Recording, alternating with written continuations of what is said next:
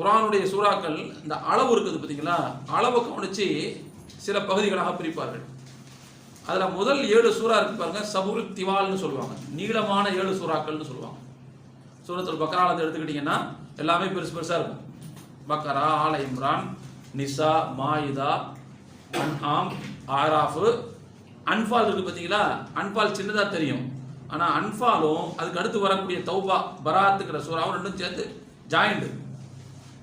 சில சஹாபாக்களுடைய கருத்து பிரகாரம் ரெண்டுமே ஜாயிண்ட், வேற வேற சூறா கிடையாது. அதனால தான் தௌபா சூறாவோட இடையில பிஸ்மில்லா இருக்காது அப்படின்னு அவங்க சொல்லுவாங்க. அப்புறம் அந்த ரெண்டையும் ஜாயின் பண்ணோம்னா கிட்டத்தட்ட எவ்வளோ வரும், அதுக்கிட்ட ஒரு 1.25 ஜூஸு கிட்ட வரும்.